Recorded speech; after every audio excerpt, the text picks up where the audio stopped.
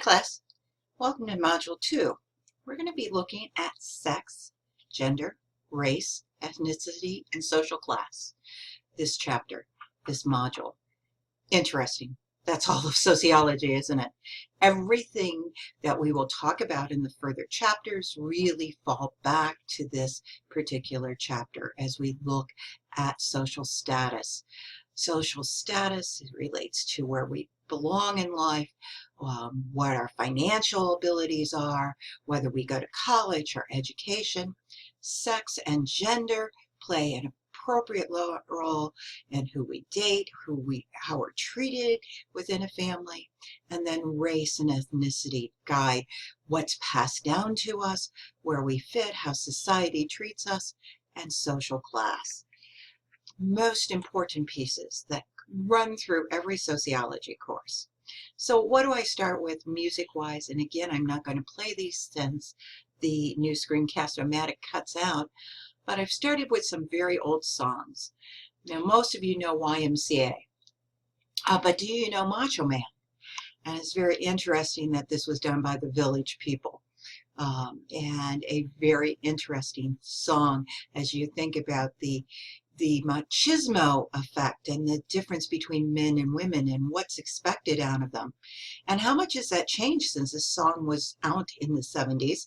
And the other song I give you is Helen Reddy. Again, something out of the 60s and 70s as she sings, "I Am Woman, Hear Me Roar."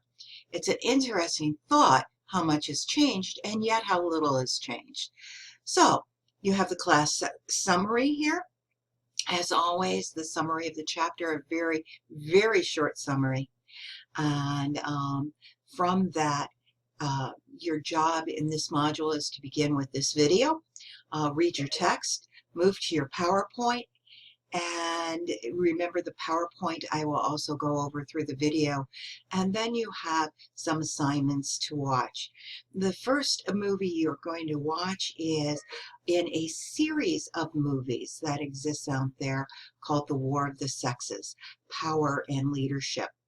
For some students, if you're in my sex and gender class, you'll watch this series as well as we go along on things, but make sure you can link into the films. Remember, you need to go, if you are not on campus, the link will not work directly. You need to fill in your campus information, and if you cannot access these through the link, then go into the library site, go to Films on Demand, and type in the title, War of the Sexes, Power and Leadership, and you will get there. You'll notice that you have a YouTube video, also some information on a video from PBS on Bill Moyers on the economic divide in this country. And you have a video on facing racism. This particular module, you will have more videos to watch than any other module because there is so much to cover within this chapter. I'm asking you too to explore some information on the census information site, and with that you will finish up your module as always with your 2 discussion boards and your opportunity for your quiz. So let's pop over to the PowerPoints, and I will try to keep this short as I'm sure that you are very, very capable of reading your text and going through those PowerPoints, but let's just hit on some high points. There is a significant piece of our life based on social stratification, and social stratification is the ranking of the categories of people within society. Now, basically, we say we don't have social class in this country, do we? But yet we do. It's clearly there. The difference between those in poverty, those of the working class, the middle class, the lower upper class, and the upper class. There is a true definition that comes into place. And in fact, when we look at this, and especially we do this in social problems as well as an intro, we explore the fact that the upper class or that upper category contains 1% of the population that controls over 50% of the dollars. So there's a significant piece that affects our lives. Now remember, we've talked about the sociological imagination some already, but it recognizes our own personal experiences are a large part of what shapes us. The social influences of our family, of the society we were raised in, whether we were raised rural or urban, whether we were suburban, the high schools we went to, the things that were available to us form us. And it's an interesting perspective. So let's see what goes on here. No surprise to you is the look at race and sex discriminations out there. That discrimination continues to occur in this country, and that we have these preconceived notions of behavior. We're right now in this battle of information coming through the media based on police violence towards African Americans in the country, and yet there's multiple sides to the story. Here's where you need to use your sociological imagination and explore what life is like on both sides of this story and make your determination of what's going on there. Now, let's look at a couple definitions. Sex is the biological difference between men and women and their reproductive role. That's what the term means. It means that we were born with different genitalia, and our role within the process of reproduction, where we belong, it does not reflect that gender as far as how we fit into society. Now, gender is socially constructed. We talk about this social construction as a major issue. Or a major statement, not necessarily issue, that gives us a guide to society. Race is a social construct. That's a good one to think about as we look at the process. There is nothing different in our DNA, no matter what color of skin we have, whether our eyes are shaped. I could be as close to someone with a very different skin tone than I, DNA-wise. We are one race. But what's very interesting here is the fact that we denote these markers based on skin color or shape of eyes or predetermined characteristics out there. They used to measure the size of the ear, the head, the nose, and there were something like 5 or 6 races that were determined by biologists and anthropologists until we understood things a little bit better. It was a social construct. It was not a biological construct. The same goes for femininity and masculinity. Who fits into these processes? Who belongs? What's feminine? What's masculine? What was your favorite toy as a kid? My favorite toy was a Tonka road scraper. Interesting, you know, where we see this alignment. If a boy's favorite toy is a doll, that's problematic in our society. You see the social construct of it's not masculine. And we associate these beliefs, and we are taught these as well through the social interactions that we have, not necessarily with parents. You will look at communication down the road, the difference between men and women. There are biological differences between men and women that affect us. So it's important things to consider. So gender learning. Gender socialization teaches us the cultural norms. In other words, most of you, if you were in my in-class classroom, if you are a man or male by biological definition, would not be coming to class in a skirt unless you were wearing a kilt, and even that you'd probably only wear on St. Patrick's Day. You know, we really get to that process. We've gotten so involved in this gender socialization. These are the cultural norms associated with being male. He's strong. He's out there. In classroom, again, I separate the class to what are the stereotypes of men and what are the stereotypes of women, and we divide that out. Now, Agents Association, whose primary groups are responsible for gender socialization, and primary groups include the family, but also our peer groups, our organizations that we belong to. So they're important. So agents of socialization, how they work. Parents become, sometimes their differential treatment becomes a self-fulfilling prophecy. Schools have hidden curriculum that encourage sex-type behaviors. Girls aren't good at math. Boys are. Boys are rugged and tumble in the field. We have socialization toys in toys. Target has just moved to remove the girls and boys toy markings out there, and to move from the pink and blue. We'll see what comes of that. Peers shape us. The interaction we have in place, and media is so strong in how computer games represent people, focuses on boys versus girls. Now, who has more education?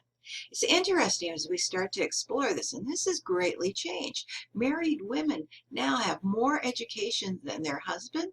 In fact, more women have bachelor's degrees today than men. And more women are now obtaining master's degrees than men. However, men still have more PhDs. Isn't that an interesting thought? Does this have an influence? Yes, we also find that mothers' education significantly impact their children at a higher level than fathers in the past. Now, some of the research is changing on that, so that we see this process coming forward, that education is much more of an equal territory. But yet, again in this chapter, we look at some of the issues related to finances, and we're going to look at this as well in family work. Pretty powerful when we look at who earns the most money, which is still men. So, sex, gender, and patriarchy. Gender influences our family, a close relationship, and the division of household labor. Who does the dishes? Who does the cooking? Yes, preset in society. Hopefully changing. And believe it or not, men who have higher educations are more likely to be more egalitarian in their relationship with their spouse, or their female counterpart. Okay? All right, so what's important within marriage when we look at this? Faithfulness, happy relationships, sharing chores, all of those. 62% indicate that they see sharing chores need to be out there, and yet it's part of that gendered preconception. Now, what's patriarchy? It's male privilege, and there are examples that our book uses in that, and I'm sure you're well aware of it. Other gender issues include the gender conception of how woman and man view themselves. And so we see this gender influence related to cosmetic procedures and how we view oneself. What's interesting is it's significantly changing, that men are more conscious about their looks than ever before, and that plastic surgery has risen for men as well. That this gender influence is still stronger for women of how we fit and how we behave and how we act than men, but it's changing to affect them as well. The population today in the United States is more diverse than ever, and it is growing more diverse. That the predominant population of what we call white will not be the large majority that it is now. It will remain a majority for a while, but we're seeing more equaling of space. But race is the category, again, a social construct that describes people who share real or perceived physical traits that society deem as socially significant, such as skin color. And ethnicity describes our language, our culture, our orientation, our origins, and our dress. So, for me, primarily German, lederhosen, appropriate peasant dressing, right, if I was dressing my culture. We're looking at Italians, and we know Italians talk with their hands. They're Irish, they're drinkers, right? Those cultural characteristics that we at times assume belong to those culture, or we perceive them as part of their culture. Important to understand, because there is a significant difference in ties. Such things as Hispanic groups tend to have stronger familial ties based on their relationship, so that we look at that within that ethnic group and its specific things to their culture. We look at the issue as far as gender relationships, and we talk about machismo and the power of patriarchy within those families. And yet, in Hispanic families, when we study them, the woman has a great deal of control that she gives, that she controls the male in the process. These ethnic differences are important for us to study and understand within families. Now, minority groups are people who have less power than the dominant group. So, when we look at gender and we look at minorities, we say women are a minority, and yet they're the majority of the population. Not a large majority, we're fairly equal there. About 53% of the U.S. population is women versus men. That's because we live longer, and it's part of what we'll be looking at as we explore this families at a deeper level. But think about it, that it is the power and the dominance that come into play. All right, problems with things like race and gender discrimination, gender issues. Number one, there's prejudice and discrimination. Create these perversive problems. Social capital can be the source of information that leads to lack of resources for jobs if we don't have the social capital into place. Prejudice is that negative attitude about members of a different group. Prejudice can occur and be that preconceived notion that stops someone from going forward. And stereotypes are like prejudices, but they oversimplified set of beliefs. You know, the majority of African Americans in this country are in the middle class. We don't think of it that way, do we? But we know that the highest rates of poverty are African Americans and Native Americans. And we see that that stereotype out there going across, that it's that oversimplification and judging everyone as the same.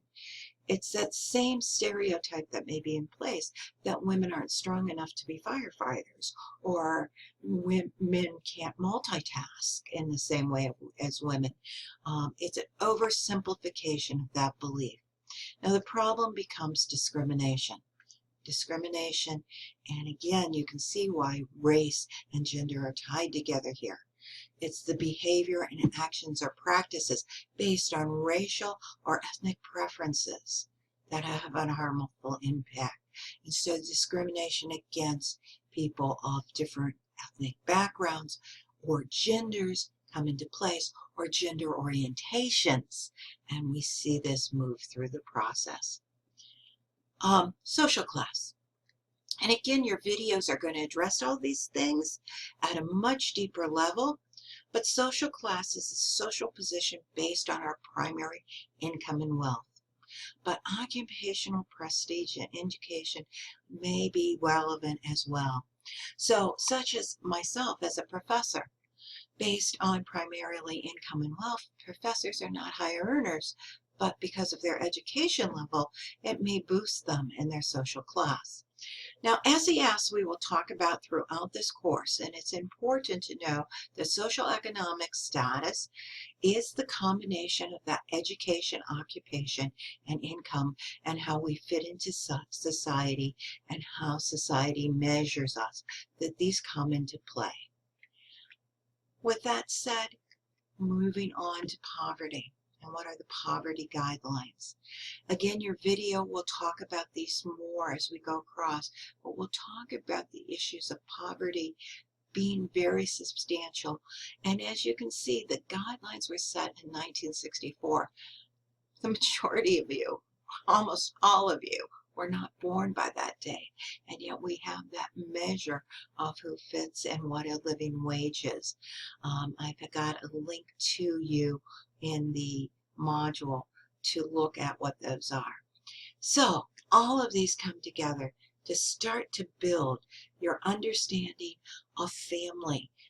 If we understand these particular issues, we're going to see how they're interrelated in understanding who families are and what families do.